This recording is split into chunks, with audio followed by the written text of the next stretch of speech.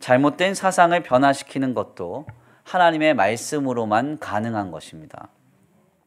정치 이념적 사상을 마냥 지적하고요, 예배나 설교 때 혹은 광고 때 나와서 계속 성도들을 다그치고 가르친다고 사상이 변화되고 이념이 변화되는 게 아닙니다.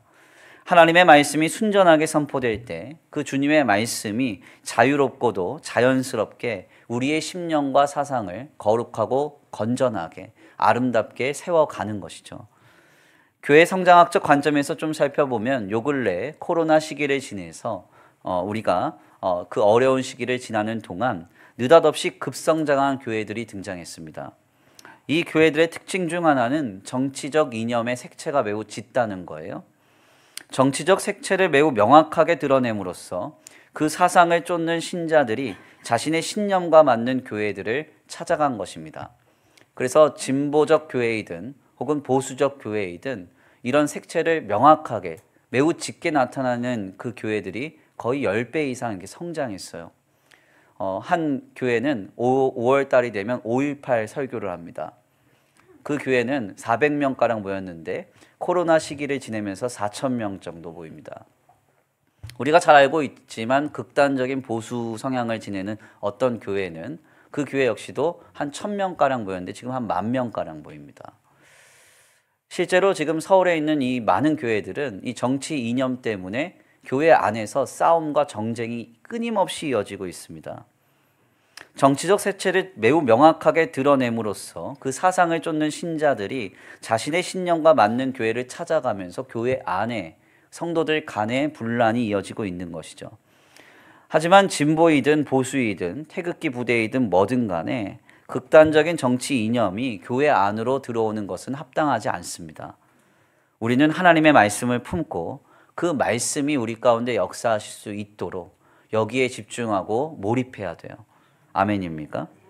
우리 다 같이 한번 고백해 보겠습니다. 주님의 말씀이 우리를 이루어갈 것입니다. 하나님의 말씀이 우리를 세워갈 것입니다. 시작. 주님의 말씀이 우리를 이루어갈 것입니다. 하나님의 말씀이 우리를 세워갈 것입니다. 아멘. 2025년 한 해는요, 하나님의 말씀으로 충만한 복된 한 해가 되기를 간절히 축원합니다. 이런 관점에서 오늘 본문 말씀을 보면 상당히 인상적입니다. 본문은 목자들이 예수님을 찾아와서 그의 탄생을 경배하였고요, 목자들이 마리아와 요셉에게 주의 천사로부터 들었던 하나님의 말씀을 대신 전해줬다는 기록이 우리에게 나타납니다. 실상 우리는 이 내용을 너무나 가볍게 그냥 지나치죠. 하지만 오늘 본문의 말씀을 예수 그리스도의 공생애와 이것을 바라보는 마리아의 그 일생의 입장에서 본문의 말씀을 상고해 보면 더 깊은 의미가 우리에게 깨달아집니다. 본문 말씀을 살펴보니까 목자들이 전한 주의 천사의 말씀, 즉 하나님의 말씀을 마리아는 마음에 깊이 새겼다, 이렇게 전해집니다. 19절 말씀인데요, 19절입니다. 함께 봉독합니다. 시작. 이를 원어로 좀 살펴보면 조금 더 깊은 의미가 있습니다. 헬라어 원어를 보니까 마리아는 이 카르디아 아우테, 그녀의 마음에 쉰네테레이, 그것을 간직하고 신발로 싸 깊이 생각했다. 자신에게 전해진 모든 말씀을 깊이 생각했다, 이렇게 전해져요. 여기서 헬라어 카르디아라고 표현된 이 마음이라는 이 용어는 단순하게 어떤 기분이나 감정 이런 것을 말하는 게 아닙니다. 헬라적인 개념에서 이 마음이라는 것은 삶의 모든 동력이 나오는 그 근원, 즉 인간의 어떤 영적인 정신적인 중심을 의미해요. 거기서부터 모든 삶의 것들이 표출되고 파생되는 겁니다. 즉 마리아는 이 목자들을 통해 전해진 주의 말씀을 자신의 모든 것을 결정하고 표출하는 그 첫 출발점에 이것을 새기고 간직했다는 겁니다.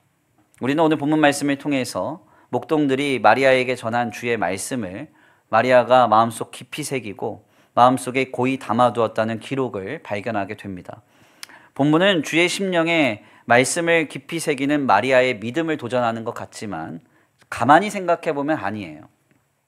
본문은 마리아에게 임한 하나님의 은혜를 전하고 있습니다.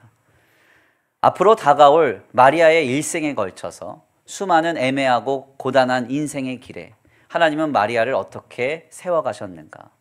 주님은 지속적으로 그에게 말씀을 전해주셨고 그 말씀이 그에게 들려지고 그의 마음에 자리를 잡음으로 인하여 그는 모든 것을 바라고 견디며 이겼다고 말하고 있습니다.